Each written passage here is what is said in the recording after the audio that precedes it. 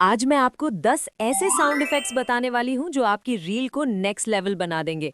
अगर आप भी अपनी सिंपल रील को थोड़ा प्रोफेशनल और एंगेजिंग बनाना चाहते हो तो ये वीडियो लास्ट तक जरूर देखना।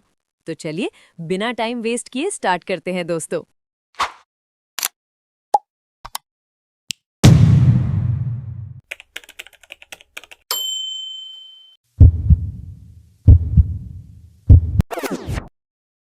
उम्मीद है आपको ये वीडियो हेल्पफुल लगा होगा।